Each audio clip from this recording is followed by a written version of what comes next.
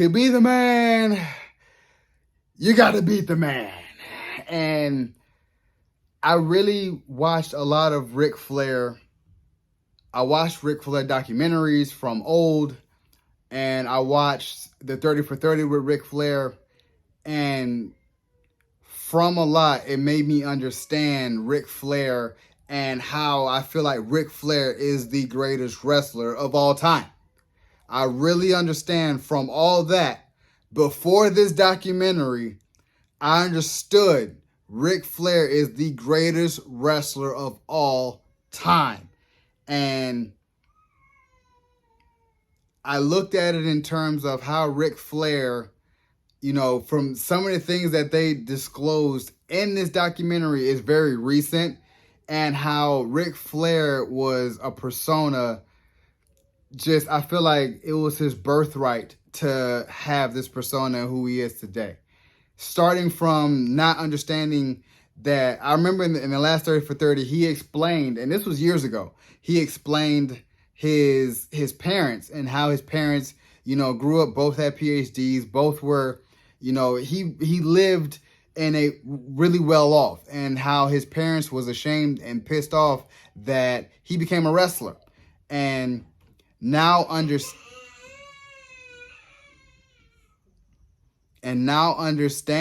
that Ric Flair was basically a black market baby, where Ric Flair was at childbirth at the hospital, stolen and sold. So that's why I sit there and tell myself, man, he had it from getting into this world. He had a really rough life, but a special one. And as he got into wrestling, we all know his backdrop of his wrestling story, how Ric Flair was like 300 pounds, very athletic, very strong. And when he went into just really, you know, I think, 3 years into wrestling, got into that plane crash in 1975. Like, I feel like I love this story of molding who, from Richard Flair to Ric Flair, of, you know, he became Andre the Giant's driver, trying to soak up the business and be business-minded as much as possible. And that's where he picked up his drink. And I can kid you not, Andre the Giant loved to drink. So I knew that's where he got his drinking from, was Andre the Giant. But understanding the business sense, as because Andre the Giant was such a draw from in wrestling. So I looked at Ric Flair, and when it fast forwarded to the plane crash, I was like, oh my gosh, like it's no way impossible you were supposed to survive that, let alone still continue to wrestle, let alone even be able to walk. You know, Ric Flair survived a 5 or 6 passenger plane crash in 1975, broke his back, and I didn't know that he was like 6'3", and it shortened him like by 2 inches. He was like 6'2", 6'3", and it shortened it to 6 foot. So that's why he kind of is like a little, like, he walks over. So I was like, I never knew that about Ric Flair. He never went into detail about that. And, you know, fast forwarded and how he really got his style of being Ric Flair. Because everybody, if you don't know, if you're from our generation, if you're from, you know, 18 years old to like 60, you know who Ric Flair is. You have to, you know. And Ric Flair was, when I was a kid, you know, we watched WWF, and WCW came on later. I never watched NWA. So Ric Flair was more for that college crowd in the 80s, and WWF was more for kids. So it was Hulk Hogan, you know, it was Andre the Giant later on in his years, and Bret Hart when he was coming up, Shawn Michaels with the Midnight Express. It was that, you know, so I was always in tune with WWF, but didn't know NWA until WCW came along, and then I knew who Ric Flair was and brought Ric Flair in to the WWF, and just seeing how he had to go through these things. And I was like, but nothing was more gold and more real than Ric Flair in the 80s with the NWA. The famous cut promos, the famous interviews, the famous matches. Like, Ric Flair talked that talk and walked that walk. You cannot ever tell me you will never get that again as far as any wrestler. These alligator shoes, Rolex wearing, diamond ring wearing, chick stealing, wheeling dealing, limousine riding, jet flying, son of a gun, and I have a hard time holding these alligators down. He talked that talk, and that was something that you've never seen. He talked the talk and he walked that walk. When he said he was renting limousines, you seen him in the 25-row passenger limousine full of women, but we knew Ric Flair as a wrestler, but not Richard Flair as a husband and a father. So if he was really living that Ric Flair persona, it was intertwined with his actual life. So he lost out on, being a husband and a family man with the love of the business.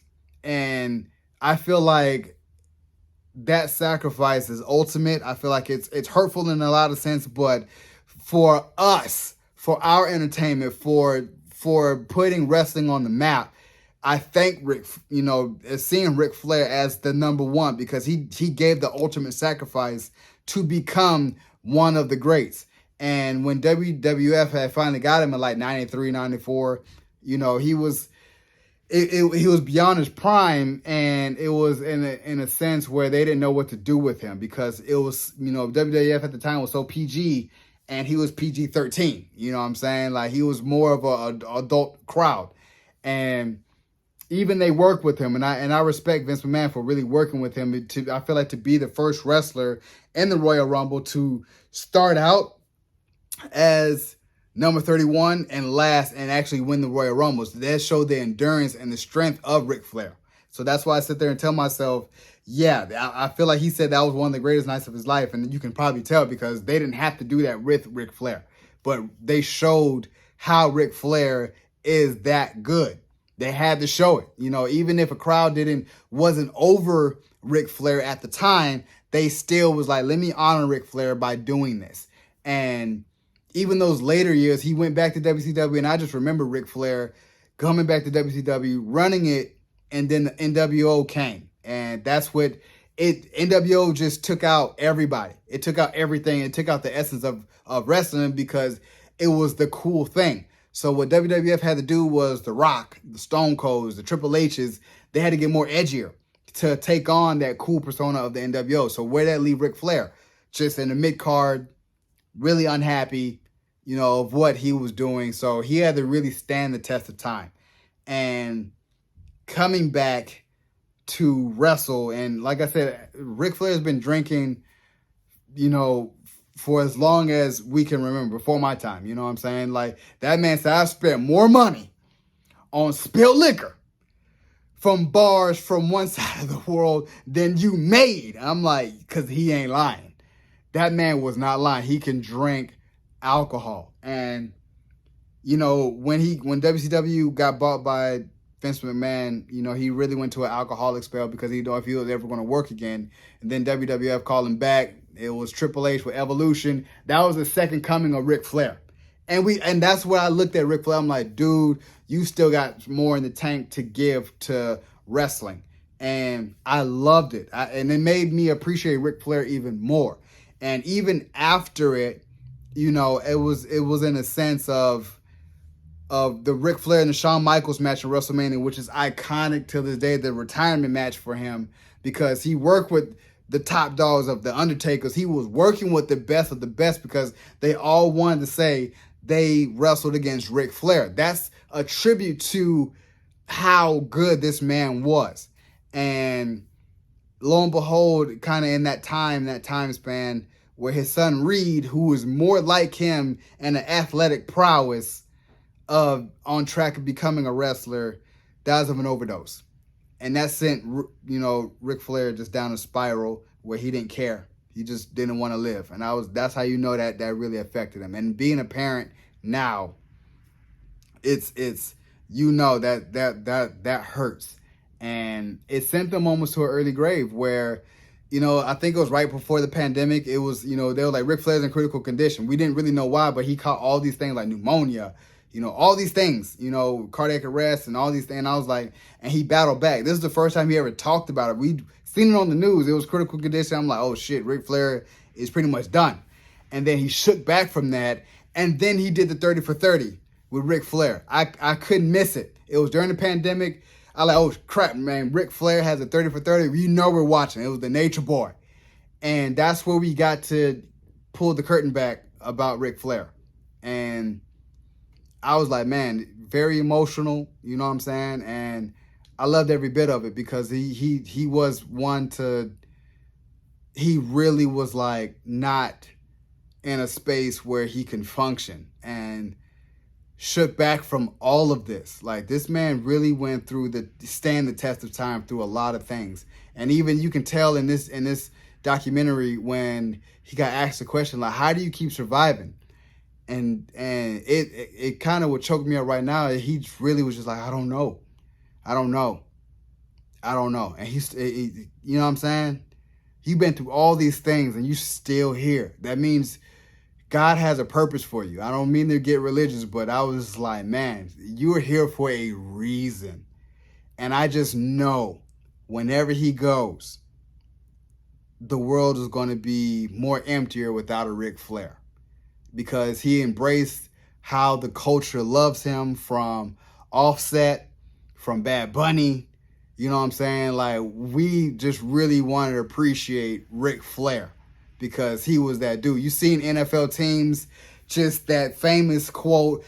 I'm still looking for the Ric Flair glasses. If anybody can find the aviators for Ric Flair, I really want those. With the gold trim, holla at your boy. But I was really like, man, looking at this, I was like, dude, you and for Charlotte to really carry on your mantle, shout out to Charlotte, and just, yeah, you were that dude. Ric Flair is number one. Mount Rushmore, as far as wrestlers, you put Ric Flair there. Ric Flair is there. So, you guys enjoyed my review of Ric Flair, the documentary on Peacock Originals. Subscribe to my channel. Post a comment down below and like the video. It's your boy, D. Dyson. Peace.